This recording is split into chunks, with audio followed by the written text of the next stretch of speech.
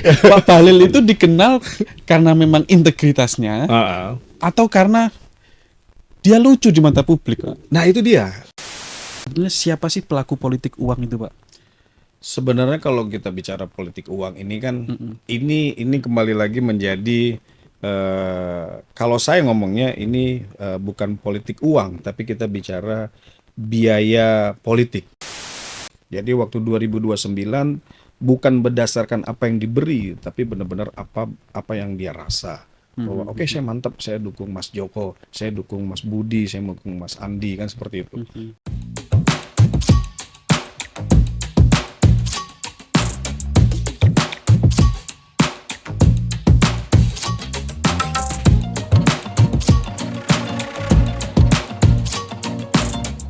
Halo Tribuners, berjumpa lagi dengan saya Benny dalam program Malang Live, dan hari ini kita kedatangan tamu Ketua DPD Golkar Kota Malang, Pak Siap. Joko Prihatin. Oke, Selamat siang, dan apa kabar Pak Joko? baik sekali, luar biasa. Luar biasa. Luar biasa ini bisa diundang ini.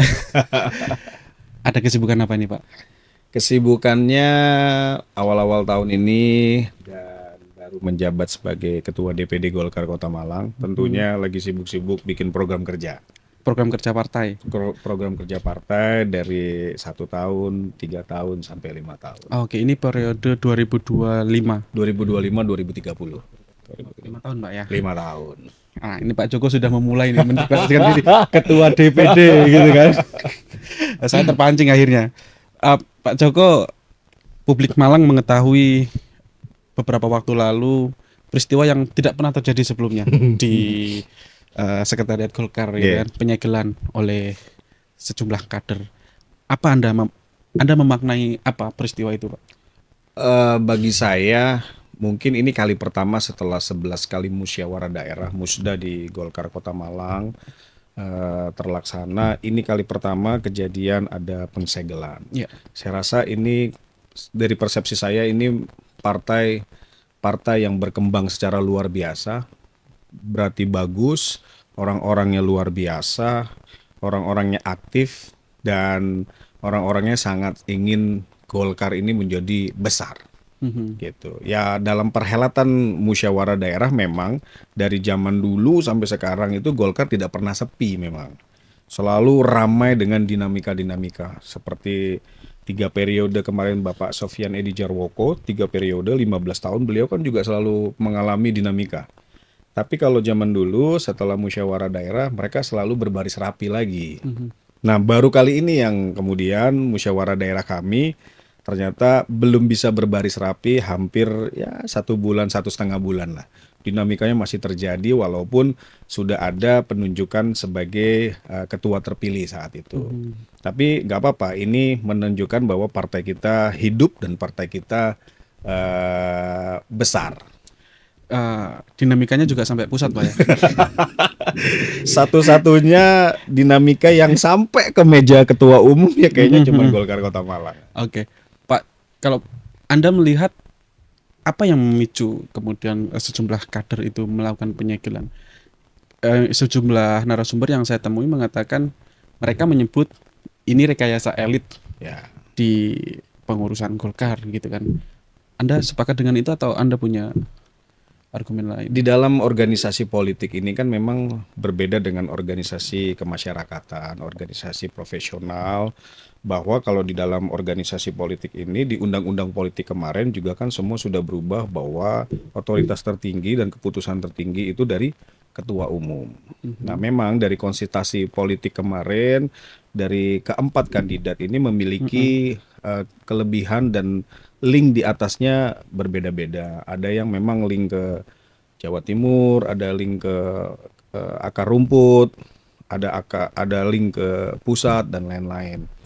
Saya ini bersamaan dengan ketua umum yang alhamdulillah mungkin kalau memang saat ini ketua umumnya bukan Pak Ketua Umum Bahlil, ya mungkin saya tidak punya link. Karena beliau adalah mantan ketua umum saya di HIPMI. Beliau mantan ketua umum di HIPMI dan beliau pernah datang ke Kota Malang. Mungkin itu sangat berkesan bagi beliau sehingga beliau mengingat saya dan hubungan saya dengan beliau sering terjadi komunikasi sehingga waktu saya mendaftar sebagai ketua Golkar Kota Malang, beliau sangat meresponi dengan baik. Karena beliau tahu betul saya mengawali karir saya dari bawah sampai kemudian jadi anggota DPRD, terus kemudian maju sebagai calon ketua Golkar Kota Malang. Beliau sangat meresponi dan sangat berkeinginan mungkin ya, berkeinginan bahwa orang yang beliau kenal ini bisa kemudian berkompeten untuk menjadi ketua Golkar Kota Malang. Kalau dinamika biasalah.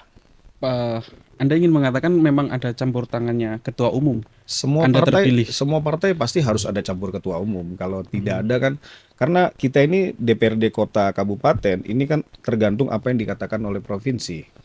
Provinsi tergantung apa yang dikatakan ketua umum. Tapi kan Seperti itu. konteksnya di Surabaya kemarin itu musyawarah Pak ya. Iya, musyawarah. Kalau seperti yang Anda jelaskan ini kesannya memang ada rekayasa elit untuk menentukan Anda sebagai ketua terpilih. Kalau rekayasa elit, saya nggak perlu melalui proses musda, saya langsung ditunjuk. Mhm. Itu rekayasa elit. Jadi sebenarnya tidak ada rekayasa elit. Rekayasa elit itu kan berarti seperti yang terjadi mungkin sebelum-sebelumnya, tiba-tiba ketua umumnya ditunjuk si A, ketua umum tunjuk si B. Kalau kita melalui proses musda, proses penggalangan dukungan, mendapat dukungan 5 dari 10 dukungan dan segala macam. Seperti itu kan memang kita jalani prosesnya. Oke, berarti ya Anda tidak menyebut ini rekayasa elit karena Tidak. wadahnya sudah ada musda itu Ya, ya. kita melakukan proses demokrasinya kita awali benar-benar dari A, Sekalipun B, di C. dalam proses musda juga ada Iya. tindakan-tindakan yang Biasalah. itu sudah biasa Pak ya. Sudah biasa. Oke. Seperti apa Pak sekarang hubungan dengan kader-kader yang berseberangan dengan Pak Joko? Ya, saya selalu menganggap bahwa Golkar ini rumah besar, bukan rumah saya, tapi rumah besar, rumah yang dinaungi oleh pohon beringin. Saya mengajak teman-teman semua untuk kembali pulang ke rumah pohon beringin, rumah besar kita, dan sama-sama membesarkan pohon beringin. Keinginan saya ke depan, sama dengan ketua umum, bicara pernah di mimbar besar, beliau ngomong bahwa setiap pemimpin ada waktunya, setiap waktu ada pemimpinnya. Jadi pemimpin itu bisa berganti-ganti. Tapi asalkan setiap kader ini patuh dan taat kepada ADART, Juklak dan Juknis, maka dinamika-dinamika yang mendorong untuk melakukan pelanggaran hukum itu tidak akan terjadi. Kenapa? Karena biasanya orang ini melakukan pelanggaran-pelanggaran karena benar-benar saklek bukan kepada pohon beringinnya, tapi kepada sosoknya. Mhm. Jadi saya Patron gitu. patron, saya nggak mau pokoknya kalau si A nggak jadi ya saya akan rusuh, saya akan segel. Saya pokoknya manutnya sama si A ini kan. Nah, ini kan yang salah. Ini bukan organisasi. Nah, kalau organisasi kita lihat juklak juknisnya aja. Kita lihat dia benar nggak waktu mendaftarkan sebagai calon ketua memenuhi persyaratan apa enggak. Kalau dia tidak memenuhi persyaratan, ya kenapa harus dibela? Berarti beliau, orang-orang yang membelanya ini melihat ada sesuatu yang lebih besar dibanding pohon beringin. Tapi kalau orang itu melihat pohon beringin, dia lihat, oh nggak sesuai ADART, tarik mundur, kembali ke barisan seperti itu. Wacana itu juga sempat menyerang Pak Joko ya. Iya. Saya membaca itu juga pihak yang berseberangan menyebut Pak Joko nggak selesai ini S1-nya. Pertanyaan saya begini Iya, Pak, iya. Pak Joko lulus perguruan tinggi gitu nggak Pak? Ya, jadi gini, ini kali pertama nih saya Iya. jelaskan di media publik. Jadi saya ini 97 kuliah di Trisakti. Tahun 97 saya masuk Trisakti, tahun 98 kejadian Trisakti saya on the spot. Saya masih ada grup alumni Trisakti, tapi saya tidak menyelesaikan kuliah saya. Saya punya transkripnya. Saya menyelesaikan 7 semester. Lalu kemudian salah satu teman saya kemarin lulus S2 di Asia. Saya bilang Asia Malang sini. Asia Malang, kan rektornya masih muda. Rektor termuda itu Pak. Nah, termuda dan tercantik.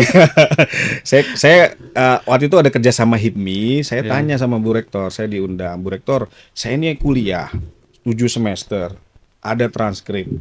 Masa iya sih kalau saya kuliah lagi saya harus dari awal?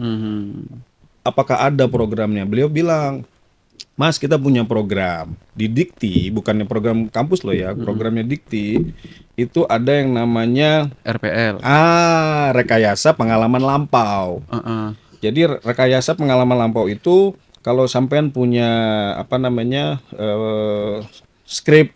skripnya itu nilai-nilainya sampean di-convert, terus pengalaman organisasi, ketua HIPMI, ketua Kadin, terus anggota DPRD, wakil ketua Komisi A, Dokumen karir gitu lah Pak ya. kok CV lah ya, itu kemudian dirubah dan Dikonversi ke dikonversikan SKS. menjadi SKS. Nah, saya tinggal menjalankan beberapa SKS dan langsung skripsi. 17 tahun, dia bilang gitu. Oke, langsung saya bayar sekaligus saya lanjut S2. Artinya ketika rekognisi pengalaman lampau itu sudah dapat ijazah S1 gitu maksudnya. Nah, jadi waktu tanggal 28 November kalau nggak salah, 28 November itu saya dipanggil untuk ujian skripsi. 2025 Pak. 2026. Sorry, 2025 ya. 2025. Saya masuk 2024. 2025 saya ujian skripsi. Nah, di ujian skripsi itu saya kan lulus. Saya lulus, lalu kemudian saya diberikan surat keterangan lulus. Nah, lalu saya datang ke Jawa Timur. Saya tanya ke ketua umum di Jawa Timur, Pak Ketua izin. Persyaratan sesuai dengan Juklak nomor 2 di poin kedua, persyaratan untuk maju sebagai ketua calon ketua itu adalah berpendidikan minimal D3. Bukan S1. Nah, ini yang sering salah diartikan sama teman-teman media. Karena di situ tulisnya berpendidikan minimal D3. Nah, saya punya surat keterangan lulus nih dari S1. Bagaimana? Yo bisa, Mas. Karena di situ persyaratannya berpendidikan minimal D3 dan sampean sudah lulus S1. Berarti kan sudah berproses melampaui D3. Nah, kalau memang belum bisa, saya akan minta diskresi ke ketua umum. Tapi ternyata Pak Ketua Ali Mufti saat itu, Pak Ketua Jawa Timur, menganggap bahwa ini sudah melampaui. Kecuali saat itu tulisannya adalah berpendidikan minimal S1. Oke. Saya nggak bisa. Artinya Anda ketika mendaftarkan bakal calon ketua itu menggunakan dokumen Surat keterangan lulus. surat keterangan lulus Iya. ya. Tapi ijazahnya sekarang ada nggak Pak itu Pak? Nanti kan saya tunggu pelantikan, bukan pelantikan ya, kalau kuliah tuh Wisuda. Wisuda. Februari ini kami akan wisuda. Wisuda S1-nya. Wisuda S1-nya. Kan saya kembali lagi saya tanya kepada salah satu wartawan kemarin. Sekarang Pak, kalau anak panjenengan kuliah, lalu kemudian pas wisuda itu tidak ikut serta, apakah dia akan mengulangi kuliah dari semester pertama lagi? Anda terima nggak sebagai orang tua? Ya, Nggak terima. repot banget Pak. Iya. Berarti kan persyaratan lulus itu bukan mengikuti wisuda, Bukan. tapi menyelesaikan skripsi. Kalau wisuda itu kan seremonial. Iya. Cuman kan ini kan ya inilah yang dicari menjadi satu buah celah. Tapi saya bilang yang mengesahkan saya maju atau tidak kan bukan teman-teman, tapi Jawa Timur. Kalau Jawa Timur memberikan saya lampu hijau, ya saya maju. Dan saya pandang bahwa tidak ada yang menyalahi aturan, bahwa semua diatur dari Juklak dan Juknis. Kalau dikembalikan lagi sesuai dengan Juklak dan Juknis, bahwa persyaratan untuk menjadi ketua Golkar Kota Malang atau ketua umum atau ketua itu harus memiliki dukungan 30%. Pertama, kedua harus memiliki dukungan dari kecamatan. Oke. Nah, calon yang dua di Kompetitor Anda kompetitor gitu. saya itu hanya didukung, yang satu hanya didukung oleh satu kecamatan, tidak lolos. Yang satu itu didukung oleh kelurahan. Harusnya Jadi, kecamatan. Jadi dukungannya dari kelurahan. Nah, ini kan sudah tidak lolos dan tidak sesuai dengan ADART, Juklak dan Juknis. Saya mendapatkan 5 suara dari 10 suara. Oke. Maksudnya itu 5 suara itu dari berapa kecamatan? Jadi dari kecamatan saya dapat Blimbing, Lowok Waru, sama Sukun. 3 ya. 3. Dari 5. Kalau Klojen ini kebetulan pecah. Ketuanya mendukung salah satu kompetitor, sekretarisnya mendukung saya. Jadi tidak bisa terhitung karena sudah cacat. Yang 2, yang 1 saya dapat surat dukungan dari dari DPD Kota Malang, satu suara yang saat itu dipegang oleh PLT, lalu yang satu lagi surat dukungan dari Provinsi Jawa Timur. Jadi Jawa Timur saja sudah dukung saya kan gitu, seperti itu. Jadi dari 10 suara saya dapat 5 Oke. gitu. Pak, menyambung pertanyaan tadi, sudahkah menyambung komunikasi dengan pihak yang berseberangan dengan Anda, atau sudah ada pertemuan, dan kapan Pak pertemuan? Semenjak saya dipilih dan terpilih di tanggal 14 Desember itu, saya langsung turun, Mas. Saya langsung turun, saya langsung hubungi, saya langsung WA. Jadi tujuan saya langsung segera audiensi ke sesepuh-sesepuh kompetitor saya dan lawan-lawan saya. Semua kami datengin. Setelah itu ada pertemuan lagi nggak Pak? Sampai saat ini belum. Belum Pak ya? Karena saya rasa sudah cukup kemarin pertemuan, artinya saya ini hanya menjalankan roda organisasi sesuai ADART. Kalau memang tidak benar atau salah, mari kita diskusi sama-sama. Saat itu tidak ada yang ngomong tidak benar, semua bilang bahwa udah sah Mas, mau ngomong apa, cuman ya nama-namanya. Ini sekret sudah dilepas belum Pak? Alhamdulillah sudah. Sudah Pak ya? Hari Minggu kemarin barusan Iya, kita iya, buka. iya. Pak, tapi belum selesai kan Pak ini konflik internal ini? Saya dengar juga dilaporkan ke Mahkamah Partai gitu. Ya, jadi mereka memang melaporkan ke Mahkamah Partai, menempuh jalur-jalur. Tapi saya rasa dengan keluarnya SK kemarin 28 Januari, produk Musda ini sudah final. Karena kalau memang masih ada perbimbangan atau perbincangan yang diinginkan di pihak Mahkamah Konstitusi, tentunya kan SK tidak keluar. Saya rasa Jawa Timur ini kan dalam mengeluarkan SK kan nggak mungkin sekarepe dewe, pasti ada komunikasi dengan pusat, seperti itu. Jadi saya pikir dengan keluarnya Musda, harapan saya semua orang bisa kembali lagi ke pohon beringin lah. Kalau gini terus kan kasihan pohon beringin. Pak Joko terlihat santai banget Pak ya menghadapi ini. Oh, Atau sudah punya bahan Pak, kalau misalnya nanti di keputusan Mahkamah konstitusi. Partai nanti akan dikonfrontasi gitu, sudah punya bahan Pak untuk Sebenarnya enggak berhadapan Mas, sebenarnya kan gini. Tadi saya bilang, asal kita sesuai dengan ADART, Juklak dan Juknis, kenapa kita harus takut? Karena kita kecuali tiba-tiba kemarin ada surat dari ketua umum bahwa ketua yang jadi di Kota Malang adalah Joko Prihatin. Nah, itu beda. Dan tidak perlu melaksanakan musyawarah. Nah, itu beda. Kan saya melaksanakan mekanismenya, melaksanakan prosesnya, semua ADART juga kita jalanin dan persyaratan-persyaratan semua kita jalanin, kita terpilih.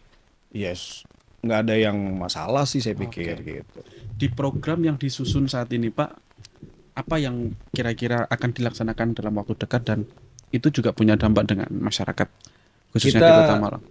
Saya membagi Golkar ini menjadi 3 fase. Fase pertama di 2026 ini kita hanya fokus kepada struktural atau pondasi kemenangan. Jadi 2026 ini kita fokus untuk konsolidasi, kaderisasi dan penguatan struktural. Merubah Golkar Kota Malang ini kuat secara struktural dulu. Lalu kemudian fase yang kedua adalah fase ekspansi kemenangan. Baru kita akan melaksanakan kerja-kerja elektoral kita. Baru kemudian di fase yang ketiga nanti 2029, kita ngomong 2029 dulu lah ya, 30-31 ini kan masih dibicarakan. Jadi kita ngomong 2029 itu adalah fase di mana kita eksekusi kemenangan. Jadi saya minta memang semua kader, semua pengurus nanti fokusnya untuk pembentukan penguatan struktur. Sehingga waktu nanti saatnya 2027 kita berbicara elektoral, mereka sudah siap secara fisik, secara mental, secara secara ilmu dan lain-lain langsung turun dan struktur sudah aman semua. Turun itu maksudnya gimana Pak? Turun ke bawah ke masyarakat. Turun ke masyarakat Untuk bekerja elektoral. Kan kita berbicara elektoral kan berarti kan peningkatan suara dan peningkatan kursi. Nanti yang kita konversi dengan hitung-hitungannya seperti apa, bagaimana targetnya seperti apa. Kenapa Pak orientasi kerjanya hanya untuk elektoral saja? Adakah yang di luar itu programnya? Iya, kalau partai politik ini kan tujuan kita pertama harus kita menang. Setelah menang baru kita kerja-kerja kemasyarakatan atau kerja-kerja untuk masyarakatnya, rakyatnya. Kita bekerjanya di seperti saya nih yang di anggota dewan. Nah, ini baru kemudian kita bekerja untuk kepentingan masyarakat, untuk kebutuhan masyarakat, untuk keputusan-keputusan dan segala macam itu kita bisa eksekusi di legislatif. Nah, kalau kita tidak berbicara elektoral, misalnya Golkar atau kemudian suara kita ke depan nanti tinggal 2 kursi, apa yang bisa kita beri kepada masyarakat? Tapi kalau misalnya kita kerja elektoral, kita push dengan baik-baik, lalu kemudian dari 6 kursi jadi 10 kursi misalnya, kan berarti manfaat kita bisa menjadi lebih besar lagi. Seperti itu, Pak. Menurut Anda apa yang membuat misalnya Golkar bisa menambah kursi atau menambah dukungan dari masyarakat itu apa, Pak? Golkar ini kan partai yang lama ya. Mm-mm. Jadi kalau kita ngomong Tiger Produk, kalau kita mau beli ini di warung, orang masih ngomong Pak beli Aqua kan gitu. Pak beli tut ya. Bukan sponsor. Ini Tiger Produk kan gitu. Nanti diedit, Pak. Terus kemudian kalau kita beli semprotan cat, seret, orang pasti ngomongnya beli pitut kan ya. Oke. Nah, saya rasa partai kita Golkar ini masih tertanam sangat dalam di Ingatan. lubuk hati orang-orang. Jadi saya rasa dengan brand awareness yang tinggi ini di saat kita turun orang bisa lebih appreciate dan menghargai dan iki wong lawas nih gitu. Tapi Anda meyakini kalau misalnya generasi milenial, Gen Z Ya, itu mengenal Golkar dengan itu baik? salah satu tantangannya. Memang di 2029, di 2035 nanti challenge-nya kita nih kan almost 50% ya. Itu adalah Gen Z. Iya. Nah, Gen Z ini kan orang yang hidup di dunia maya sebenarnya. 50% di dunia maya, 50%-nya di dunia real. Nyata. Makanya sekarang muncul satu warga negara Indonesia yang baru namanya netizen. Ini kan lebih jahat dari WNI. Iya. Bisa ngomong apapun. Nah, ini kan produk dari Gen Z. Nah, memang saya melakukan tadi pembekalan, makanya kita bilang kalau kita mau kerja elektoralnya tuh nanti di 2027, kalau kita sudah siap di 2026. Itu juga salah satunya kita fokus bagaimana kita bisa masuk ke Gen Z. Karena mungkin cara kampanye nggak sama seperti dulu. Kalau dulu kan Assalamualaikum Pak, saya Joko, saya mau nyalek gini, ngobrol pas segala. Mungkin nanti 2029 hanya cukup video 1 detik, video 30 detik, video 25 detik gitu aja. Iya. Artinya yang bisa saya tangkap adalah partai ini membutuhkan dukungan publik. Betul. Ya di samping kadernya pasti kan, kalau kader pasti juga butuh dukungan publik untuk mengangkat menambah kursi, kemudian menempatkan orang-orang yang dipercaya kayak gitu di legislatif gitu Pak ya, atau mungkin di level kepala daerah. Tapi partai Anda juga mewacanakan kepala daerah yang milih DPRD. DPR gitu. Gimana itu, Pak? Iya. Ini memang salah satu keunikan ketua umum kita ya kan, selalu membawa narasi-narasi baru. Maka tapi jangan salah, saya ngomong sama beberapa orang ya. Saya ngomong sama beberapa orang waktu saya turun ke bawah ke masyarakat. Ayo Bu, saya minta Ibu, saya kasih uang 50.000 nih. Sebutkan 3 menteri yang Anda kenal. Semua pasti nyebutnya Bahlil. Ya kan? Tapi Pak Bahlil itu dikenal karena memang integritasnya atau karena dia lucu di mata publik, Pak? Nah itu dia, beliau bisa menggabungkan itu kan. Beliau bisa menggabungkan dan itu ternyata yang kita tahu bahwa masyarakat Indonesia mencintai itu. Mencintai seperti itu, nggak mencintai orang yang benar-benar serius kerja, itu enggak. Kadang-kadang lucu, kadang-kadang kan gini. Jadi mindsetnya masuk ya. Tapi ya sekali lagi memang keberanian beliau untuk menyampaikan gagasan. Ini kan sebuah gagasan. Saya senangnya Golkar ini selalu melempar satu buah gagasan. Apapun itu produknya kan nanti tinggal kita menimbang, masyarakat memutuskan, publik kemudian berpikir. Tapi kan kalau nggak ada gini nih, nggak kantor-kantor nggak ada omongan soal politik kan. Begitu ketua umum saya menyampaikan bahwa pilkada nanti dipilih DPRD, hampir semua warung kopi, warung warteg, pinggir jalan sampai elit-elit kantor membicarakan ini. Yang Anda dengar pembicaraan itu setuju atau tidak, Pak? Nah, ini kita kembalikan. Sebenarnya kalau kita ngomong setuju sama tidak kan kita kaji dulu nih. Memang kan sedang dikaji. Tapi kalau dari pandangan saya, mungkin bisa menjadi jalan keluar yang baik bagi saya. Kenapa? Karena kita pernah melakukan itu dan dulu baik-baik saja, normal-normal saja. Tapi kalau ada orang ngomong berarti kita mundur. Nah, mundur ini kan belum tentu sesuatu yang buruk. Mundur ini bisa berarti kan kalau kita ngomong Indonesia, sejarah kita tuh sejarah yang luar biasa. Kita pernah menguasai sepertiga dunia. Masa kita nggak boleh mundur untuk kembali mengambil energi itu untuk maju kan seperti itu. Artinya, maksud saya apa yang disampaikan beliau kan bukan hanya ide yang salah, ada bagusnya. Tinggal kita sama-sama memutuskan yang mana yang terbaik untuk Indonesia. Misalnya mungkin karena fokus pemerintahan kita benar-benar bagaimana membentuk masa depan Indonesia emas ini melalui generasi-generasi muda ini dengan makanan bergizi. Sekarang ini kan seperti itu. Bahkan sekarang kita sedang dilirik oleh WHO dan segala macam dengan program makan bergizi kita yang memang masih banyak perbaikan, tapi bagus gitu. Artinya dengan makanan yang ritmenya bagus, ritmenya konstan, bergizi, kita nggak tahu loh 15 tahun, 20 tahun kemudian anak-anak kita akan menjadi anak-anak yang mungkin lebih baik pola pikirnya dan lain-lain. Pak, tadi Anda bilang kita punya pengalaman kepala daerah bahkan sekelas presiden juga dipilih oleh MPR ya waktu itu ya. Betul. Dan itu baik-baik saja. Nah, Apa maksud Anda baik-baik saja itu, Pak? artinya kan negara saat itu berjalan dengan baik. Negara, ya kita tidak berbicara. Atau mungkin bisa Kita dicontohkan. ngomong mekanismenya, kita ngomong mekanisme. Artinya secara mekanisme berjalan, tapi kalau kemudian timbul korupsi dan segala macam itu kan kembali lagi kita kembali lagi kepada personalnya. Tapi kalau secara mekanismenya, politiknya, artinya cara itu bisa digunakan untuk kemudian dengan diadaptasi untuk pemilu ke depan. Karena logika saya begini, kalau memang itu baik-baik saja, seharusnya itu bertahan, Pak. Saya rasa kan dinamika nasional ini kan banyak juga campur tangan dari nggak cuman lokal ya. Kita berbicara dari kepentingan luar negeri dan segala macam. Ini kan ya kita tidak bisa, kalau akhirnya saya bisa berkata bahwa we're not live alone. Jadi memang kita tidak tinggal sendirian. Mungkin saat itu ada kepentingan luar, kepentingan perusahaan-perusahaan besar lainnya dan segala macam. Maksud Anda kepentingan-kepentingan itu bisa memengaruhi masyarakat? Iya, bisa. Atau memengaruhi partai politik? Anda, maksud saya kan saat itu kan mungkin Soeharto sudah terlalu kuat ya. Soeharto terlalu kuat, 5 periode loh Mas. 5 periode itu berarti kan 30 tahun.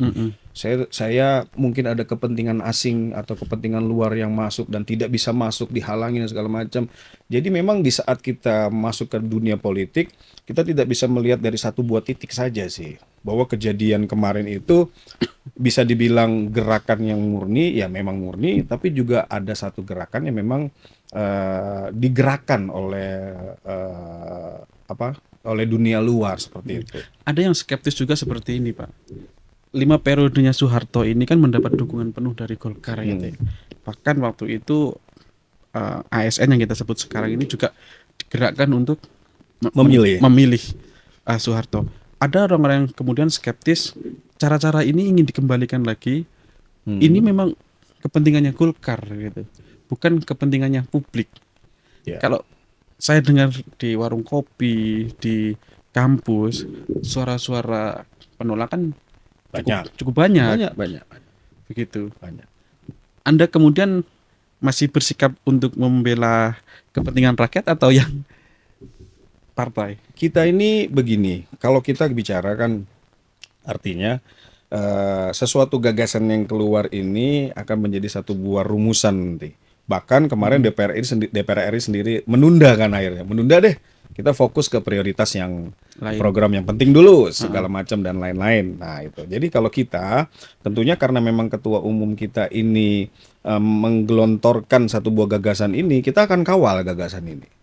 tapi kemudian masyarakat menilai bahwa ntar dulu dah, belum dah segala macam. Oke, kita akan diskusi lagi. Nah, bahkan di pusat pun sedang dilakukan kajian-kajian.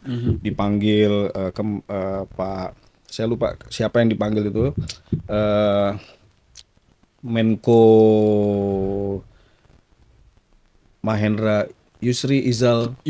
Iya ya. Nah, itu dipanggil. Profesor Yusril Iza Mahendra. Dikaji bagaimana. Ini kan kajian-kajian. Kita butuh kajian-kajian. Akhirnya mungkin dari sisi yang menolak mereka mengkaji, dari sisi kami mengkaji. Inilah hebatnya Indonesia. Kita mengkaji, kita melihat. Kalau bagi saya, kami anggota DPRD sangat masuk akal sebenarnya karena kami dipilih oleh masyarakat. Jadi satu kursi itu senilai 10.000 suara masyarakat Di Kota Malang. di Kota Malang. Nah, jadi satu kursi ini bisa mewakili dari 10.000 yang tadi sebenarnya seperti itu. Kan sama seperti waktu kita melaksanakan Perda APBD, rancangan APBD dan segala macam, kan kami mewakili masyarakat untuk kepentingan masyarakat. Nah, inilah kemudian yang diambil dengan semangat sila keempat itu, lalu kemudian dituangkan bagaimana kalau misalnya pilkada ini dipilih oleh DPRD. Selain mekanismenya pernah kita lakukan, terus bukan hal yang baru, terus kemudian menghemat anggaran, karena saya dengar Indonesia ini mengeluarkan hampir 70 triliun untuk sekali pilkada. Sedangkan negara kita lagi fokus untuk program-program strategis seperti itu. 70 triliun dalam pilkada gitu Pak ya. Iya, 5 tahun. 5 tahun sekali. MBK 300 triliun lebih Pak. 300 triliun. Setahun. Nah, itu dia. Jadi itu yang mungkin sedang ditoto ya. Satu-satunya alasan yang selama ini saya dengar dan menurut saya cukup masuk akal, pilkada langsung itu mahal gitu katanya Pak. Iya.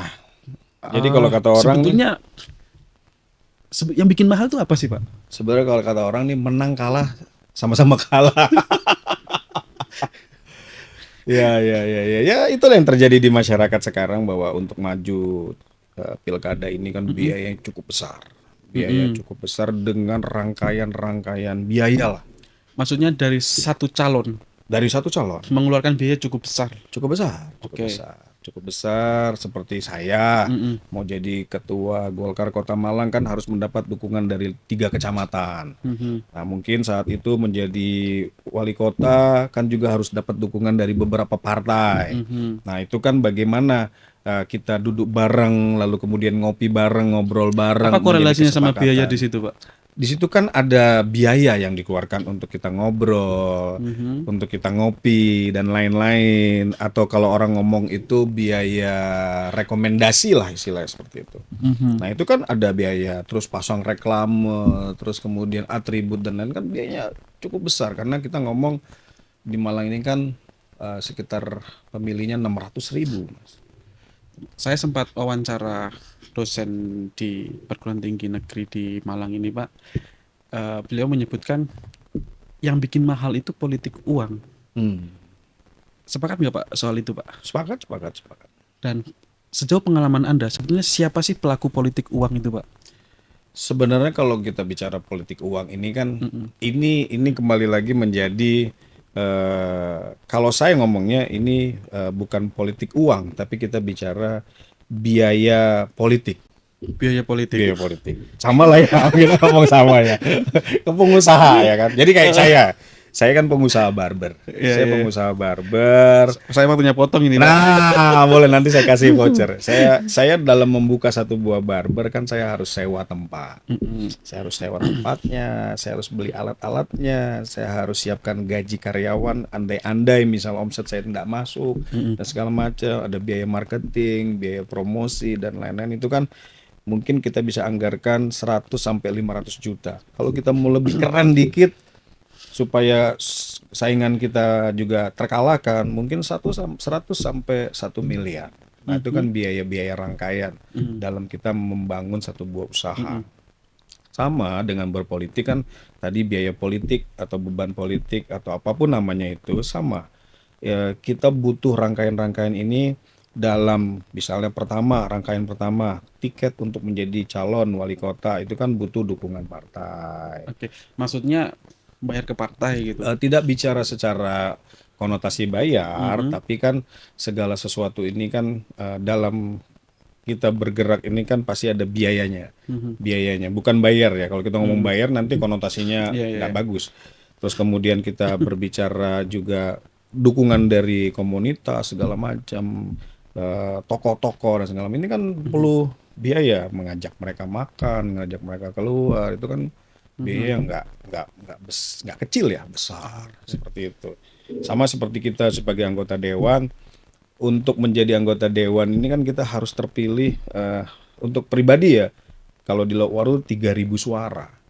Berarti kan gak mungkin kita targetnya 3.000 suara, harus punya 6.000 suara. Mhm, Supaya kalau kehilangan 50% masih aman 3.000. mhm, Untuk dapat 6.000 suara, masa kita cuman ketemu satu orang 10 orang, satu hari cuman 2 orang kan nggak cukup. mhm. Pasti kita harus ngajak ngopi, ngajak makan, itu kan biaya, rangkaian biaya-biaya seperti itu. Artinya ya pelaku politik itu sendiri Pak yang Iya. melakukan politik uang. Kalau biaya politik kan mungkin Pak Joko mencetak banner, kemudian Hmm. beriklan, itu kan bagian dari biaya produksinya untuk Kalau di politik kan ada namanya komunikasi, Mhm. itu bahasa politik. Kom itu datang, Oke. Muni itu ngomong, kalau sampean pulang nggak ngasih, itu sampean bukan orang politik. Jadi kalau kita politik jangan lupa, itu yang paling penting. Saya ini Jadi komunikasi, ya saya juga nggak tahu nih yang bikin kata ini ya opo ya. saya ini mahasiswa komunikasi baru sekali Jadi Mas, lucunya kan gini, kan lucunya. datang munisi ngasih. Nah, lucunya kan gini, saya datang ke satu RT nih. RT 1 RW 1 lah misalnya saya datang. Hari ini saya datang, besok lo ada calon lain yang datang. Besok lagi ada calon yang lain datang. Besok lagi calon. Akhirnya kan masyarakat kan menilai. Apakah menilai berdasarkan, ada yang menilai berdasarkan, wah gagasannya oke, orangnya ganteng, orangnya cantik, orangnya loman. Nah, ngasih nih kan. Yang terakhir itu Wah aku pilih sing loman aja. Karena komunikasi kan gitu. oke. Pak kok koyoke dikelabui gitu.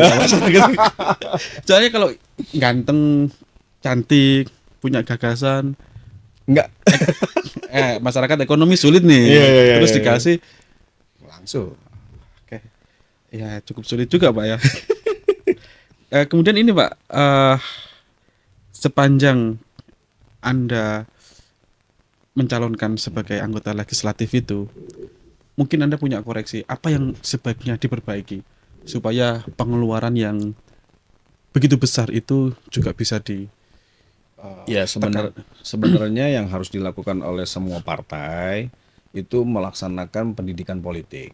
Jadi kami turun ke bawah. Saya rasa juga semua partai sudah melakukan itu, pendidikan politik ke bawah untuk mengajarkan teman-teman kita, kader-kader kita untuk benar-benar memilih dengan hati, bukan memilih berdasarkan apa yang dikasih. Bahwa segala sesuatu ini kan kalau dikasih ini kan aku kasih kamu 1, tiba-tiba ada yang ngasih 2, tiba-tiba ada yang ngasih 3. Ini kan susah. Tapi kalau berdasarkan hati, dia mencintai, mungkin dari warnanya dia sudah mencintai warna tertentu. Aku merah, aku kuning, aku biru, aku hijau, lain-lain. Lalu kemudian, aku suka caleg kayak iki, ya sudah berdasarkan hati, seperti itu. Itu yang kita didik. Itu pun yang kita didik kepada caleg-caleg kita, calon-calon nanti untuk benar-benar menyampaikan membawa satu buah gagasan perubahan, bukan hanya sekedar membawa sesuatu yang bisa dikasih, tapi sesuatu yang bisa dipegang untuk menjadi sumber bahan bakar mereka, sumber mereka bisa berjuang di legislatif nanti untuk kebutuhan masyarakat tersebut. Contohnya apa? Misalnya, Pak kita nih nggak pernah Pak jalanan kita di kunjuk banjir terus apa segala macam. Wah, aku harus jadi anggota dewan. Begitu dia jadi anggota dewan, dia turunkan pokir dia, dirubah jalanan situ, nggak pernah banjir lagi. Seperti itu kan ada kepuasan, ada sesuatu yang wah saya berdampak ya buat masyarakat. itu yang nampaknya belum banyak terlihat Pak ya. Belum. Kalau kita bicara konteks Kota Malang, adu gagasan itu hanya sering muncul ya di situ saja. Ya, Jelang pemilu, terus kontestasi pilkada, debat calon kepala daerah seperti itu. Kalau di waktu-waktu senggang seperti saat ini, kemana nih orang-orang partai ini? iya, iya, iya, iya. Jadi kalau kami selalu, kalau kami salah satu program saya di Golkar. Golkar juga adalah eh, pondasi kemenangan itu juga harus kita tancapkan kepada calon legislatif itu. Mhm. Jadi kami sudah membidik, oh oke ini akan menjadi calon, oh ini calon yang kita akan kumpulkan menjadi fungsionaris. Fungsionaris ini kita bekali, Mas. Teng teng teng teng sehingga nanti 2027, 2028 2 tahun dia turun, dia sudah bisa melakukan pendidikan politik, dikpol kepada Mhm. masyarakat. Jadi waktu 2029 bukan berdasarkan apa yang diberi, tapi benar-benar apa yang dia rasa. Bahwa oke Mhm. saya mantap, saya dukung Mas Joko, saya dukung Mas Budi, saya dukung Mas Andi, kan seperti itu. Mhm. Dan saya rasa semua partai juga mengingini karena politik kita yang berbasis dengan money politik ini memang eh, apa ya, juga tidak baik sebenarnya. Karena akhirnya seperti ini gitu loh. Akhirnya oke kalau memang mereka punya sesuatu yang mereka beli.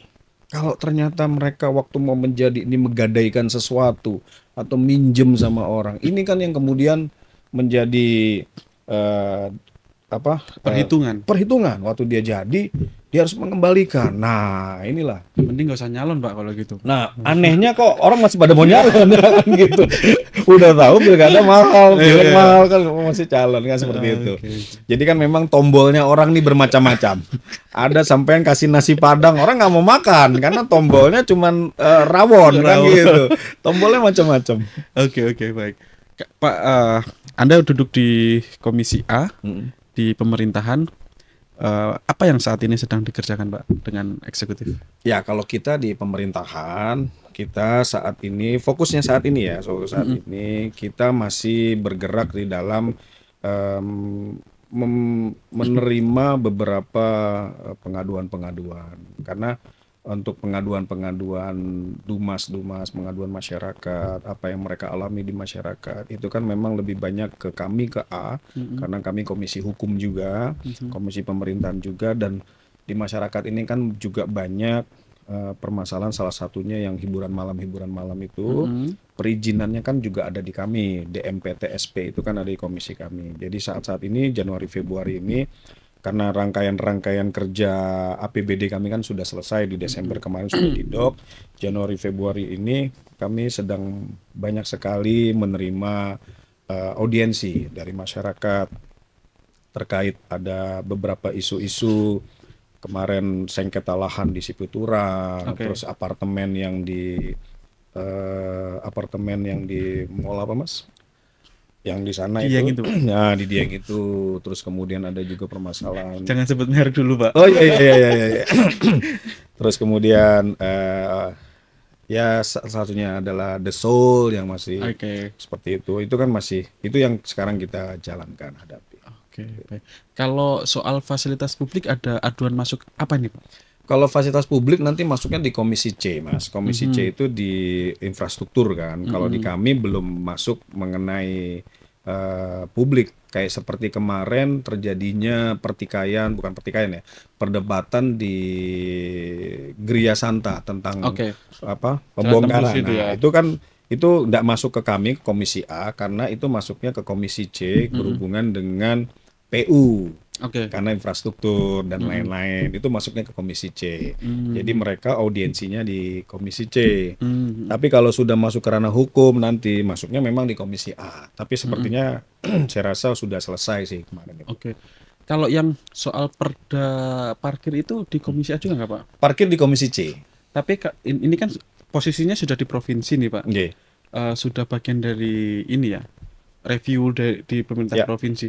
Ikut mengawal juga nggak Komisi A, Pak? Enggak, kami beda. Oh. Kami itu ranahnya Komisi C, Pak Mhm. Anas ya, Pak Anas ketua komisinya yang mengawal perparkiran dan infrastruktur di Kota Malang, termasuk mungkin yang lagi rame yang di Suhat juga ya kan. Mhm. Ada apa?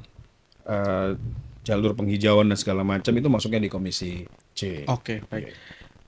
Pak, ini saya mau mengantarkan keluhan masyarakat juga Pak ketika saya liputan di lapangan Oke. gitu ya. Soal program RT berkelas. Ya. Terutama ketika banjir kemarin di kawasan Purwantoro itu, saya bertemu langsung dengan ketua RT dan mereka bercerita bahwa sebetulnya mereka mengusulkan apa namanya yang ada di rumusan itu Mm-mm. kamus Kamus usulan, usulan. iya, itu untuk penanganan banjir. Iya. Tapi kemudian sampai kelurahan Tidak ada. disarankan jangan dulu pembangunan fisik, Oke. yang lain saja dulu. Akhirnya mereka ya cari kursi, tenda, Ya. terus apa ya meja kayak gitu Ya, loh Pak, ya, ya. yang tidak berdampak pada masyarakat luas. Bagaimana sih Komisi A melihat program pelaksanaan RT berkelas ini Pak? Iya, jadi begini, memang secara mekanisme bahwa kemarin anggaran itu kita harus dok di bulan Desember. Jadi kalau kita tidak dok di bulan Desember, anggaran ini tidak akan bisa berjalan. Artinya RT berkelas yang memakan biaya hampir 200 miliar di Kota Malang itu kemarin agak sedikit terburu-buru memang. Kami pun mengkritisi, artinya apa bedanya kamus usulan kami, Pokir, kamus usulan Musrembang, sama kamus usulan RT berkelas. Kalau itu semua sama, harus ada perbeda harusnya. Harusnya kamus usulan untuk RT berkelas misalnya di bagian apa, Pokir nanti di bagian apa. Kalau kemudian di Pokir mereka minta tenda kursi lagi, di sini minta tenda kursi Yang lagi, sama. kan sama saja. Itu yang kami kritisi kemarin. Tapi memang itu menjadi masukan buat pemerintah bahwa mereka memohon untuk kemudian ini bisa dijalankan dulu sehingga tahun depan bisa lebih baik. Sebenarnya yang kami ajukan salah satunya adalah kemarin ya perbaikan saluran irigasi ya kan supaya banjir itu tidak terlalu solusi. Sebenarnya kalau kita ngomong banjir Jakarta sih. Kalau ini kan 1-2 jam selesai sebenarnya. Tapi Ya tetap aja banjir, Pak. problem ya kan. Nah ini yang kita ngomongin. Nah terus kemudian saya lebih meminta CCTV mungkin buat kebutuhan masyarakat, Untuk apa itu Pak? untuk keamanan Keamanan. lingkungan. Oke. Kan banyak terjadi segala macam. Terus kemudian penerangan, kan penerangan itu harus jalan yang sekian meter dan segala macam. Padahal kan penerangan di gang-gang kecil juga butuh. Iya. Dan itu nggak bisa dicantolkan seperti itu. Nah kami minta segera direvisi di 2026 nanti, di Desember 2026, sehingga kamus usulannya RT berkelas ini harus berbeda. Jangan hanya untuk kursi meja dan lain-lain kalau Oke. bisa, sehingga ada perbedaannya. Kalau orang ngomong kan ini pokirnya Pak Wali Kota nih, jangan-jangan kan nggak apa-apa, kami nggak ada masalah. Yang penting kalau bisa menunya beda lah, jangan menunya sama. Ada RT yang Pak lumayan Pak, kita kalau setiap tahun harus patungan. Kan kalau pemerintah ngomong pokoknya 17 Agustus harus bikin rame-rame apa segala macam. Tapi kan biaya itu. Iya. Kalau misalnya RT berkelas itu bisa menyuplai itu kan juga lebih baik Iya, seperti itu. iya. Itu permintaannya teman-teman kemarin di RT RW. Itu artinya akan diubah nanti Pak kamus Iya, usulan jadi itu? mereka menerima masukan kami kemarin dari pihak DPRD, dari pandangan-pandangan umum kami, mereka menerima, dan harapannya memang di 2026 ini memiliki atau bisa menambah kamus-kamus usulan. Tapi kembali lagi nanti kita minta ke provinsi juga persetujuannya. Kenapa Pak? Tadi Anda menyebut tergesa-gesa gitu. Kenapa tergesa-gesa? Karena memang mekanisme agenda penyusunan anggaran ini kan nggak bisa molor, Mas. Karena harus Waktunya mepet. waktunya sangat mepet memang. Dan kemarin juga kami kaget. Artinya juga kami juga sedikit bukan menyesali ya, tapi kita mendukung pemerintah, dan ini tandanya kita komitmen sama pemerintah bahwa waktu Pak Wali menyampaikan itu di 2024 nanti ada program RT berkelas, setiap RT 50 juta. Tapi nyatanya 2025 kita kena efisiensi, Mas. Ya kan, transfer pusat terpotong hampir 300 miliar. Sedangkan kita mau spend 300 miliar. Ternyata kita dipotong gitu. Iya. Ya, tapi akhirnya kita oke lah, kita komitmen, kita pegangan tangan, kita cari yang terbaik untuk RT berkelas tetap jalan. Harusnya kan udahlah Pak Wali dipotong aja, jangan 50, 25 aja kan seperti itu. Tapi enggak, kita komitmen dengan pihak eksekutif, kita jalankan. untuk Kota Malang yang lebih baik. Tapi ya itu tadi, masukan dari RT-RT, masukan dari RW, kamus usulannya kalau bisa beda. Beda Pak ya. Beda. Supaya sesuai dengan kebutuhan Ya, masyarakat. jadi kalau minta ini mereka larinya di RT berkelas. Kalau minta yang perbaikan jalan segala macam, mereka mintanya mungkin pokir, di musrembang nanti apa seperti itu. Oke, baik. Sebelum saya akhiri, Pak Joko, sebagai anggota legislatif Ya. gitu dan juga sebagai ketua DPD Golkar Kota Malang, apa yang ingin Anda ini ya, edukasi lah Ya. kepada publik bagaimana melihat perkembangan Kota Malang dan sangkut pautnya dengan politik yang saat ini sedang terjadi di Kota Malang. Ya, Malang ini memang sentralnya energi di Pulau Jawa. Kita punya satu buah penduduk yang memang memiliki energi yang berbeda, Mas. Kalau orang ngomong ya katanya raja-raja lahirnya dari keturunan Malang kan gitu. Keturunan Malang ya? Iya kan, Ken Arok, Ken Dedes seperti itu. Jadi saya rasa benih-benih unggul ini memang munculnya dari Kota Malang. Nah, harusnya memang kami sama-sama, hayo sama-sama bagaimana kita memikirkan dengan semua kalangan duduk bersama, maunya bagaimana sih Malang ini dibesarkan, didirikan, maunya Malang ini seperti, karena saya percaya kalau Malang ini maju, Malang ini besar, Malang ini sejahtera, Indonesia akan sejahtera. Dulu waktu pas krisis, bukan krisis, waktu pas kerusuhan DPRD dibakar dan segala macam, ada satu orang polisi atau beberapa tentara ngomong, "Mas, nek Malang itu kopong, Indonesia rusuh." Kan ngono katanya. Malang adalah kunci itu. Nah, seperti itu. Ya kan? Jadi tinggal memang bagaimana keragaman kebudayaan di Kota Malang berpegangan tangan untuk meng-create Kota Malang itu seperti apa. Kita tidak bisa lagi berdiri sendiri-sendiri, tapi kita berdiri bersama-sama atas kepentingan arek Malang, Arema. Kita harus punya identity yang bagus, kita harus punya brand yang bagus terhadap Kota Malang, dan maunya apa sih di Kota Malang. Karena bukan wali kota yang menentukan, bukan DPRD yang menentukan, tapi kami semuanya bersama-sama duduk untuk meng-create Kota Malang yang bisa lebih baik lagi. Oke, baik. Terima kasih Pak Joko Siap. atas waktunya yang sudah Terima ngobrol kasih. hangat dingin. Pemirsa, itulah obrolan saya dengan Pak Joko. Sampai jumpa di program lainnya di Malang Live dan terima kasih. Download Tribun X sekarang. Menghadirkan lokal menjadi Indonesia.